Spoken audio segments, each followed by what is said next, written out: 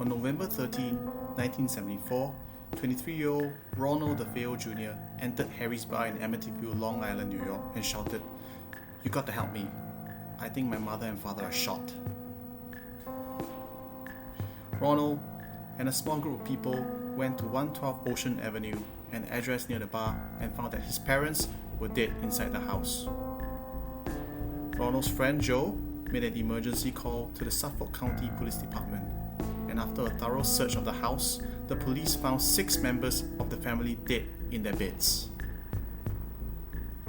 Hi everyone, today we'll be talking about the real story that inspired the hit movie The Amityville Horror. If you're interested in dark and mysterious stories, don't forget to like, share, subscribe, and turn on all notification buttons to stay updated on all of our latest videos. Let's continue. After searching through the home, it was confirmed that the victims were Ronald Jr.'s parents, Ronald Defeo Sr. and Louis Defeo, both 43 years old, and his 4 siblings, Don, Allison, Mark, and John Matthew. All of the victims had been shot with a .35 caliber level Marlin 336C rifle around 3 o'clock in the morning of that day. The Defeo parents had been shot twice, while the children had all been killed with single shots.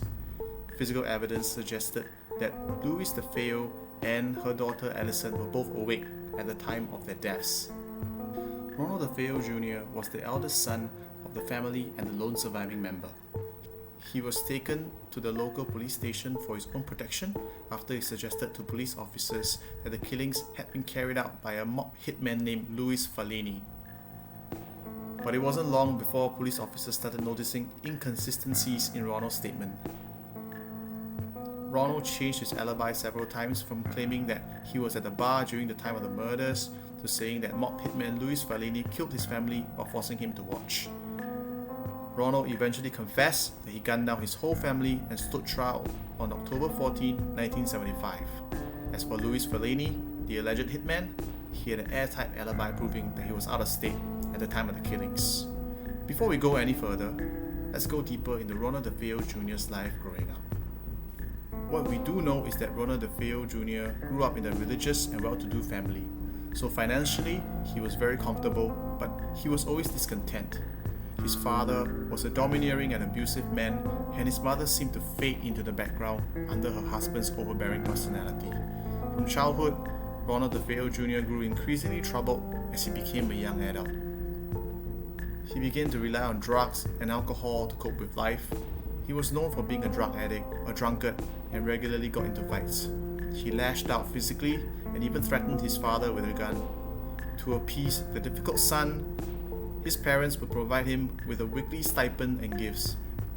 By 18 years old, Ronald technically held a job at the family-owned auto dealership but rarely showed up. Ronald's initial trial defense was that he had heard his family's voices plotting against him. Some people outside of the case presumed this to mean he had heard voices in his head as a result of the family home being haunted. Ronald had claimed that there were voices in his head urging him to kill, and some believe to this day that he was indeed hearing evil spirits that resided within the so-called Amityville Horror house at 112 Ocean Avenue. Others who didn't buy his story figured that the voices he had heard were a result of taking LSD, which Ronald had admitted to using.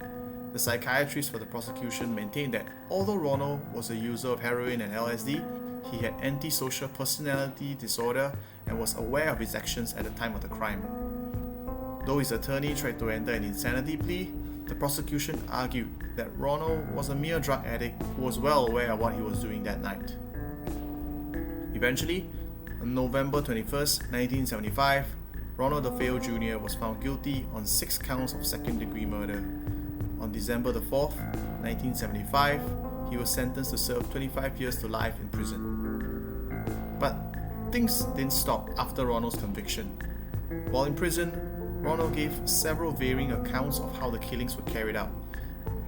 In a 1986 interview for Newsday, he claimed his sister Dawn killed their father, and then the distraught mother killed all of his siblings, apparently with a .38 caliber Smith & Wesson revolver, before he killed his mother. Ronald stated that he took the blame because he was afraid to say anything negative about his mother to her father and his father's uncle, out of fear that they would kill him. his father's uncle happened to be Peter Defeo, a high-ranking member of the mafia.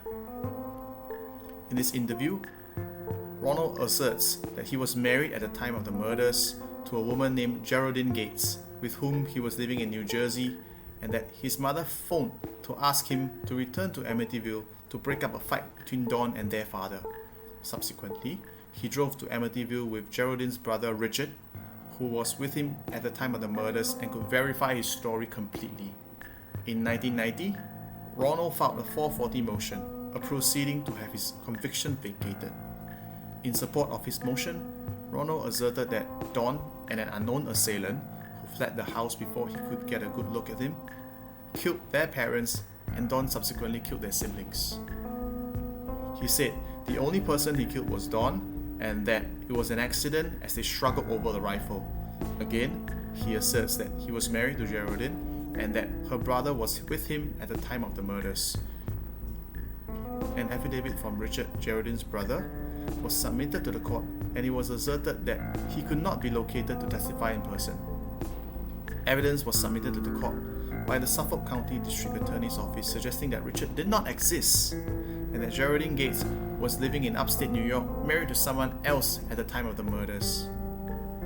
Geraldine Gates did not testify at this hearing because the authorities had already confronted her about the false claims, and in 1992 secured a statement under oath where she admitted that Richard was a fictitious person and that she did not marry Ronald until 1989.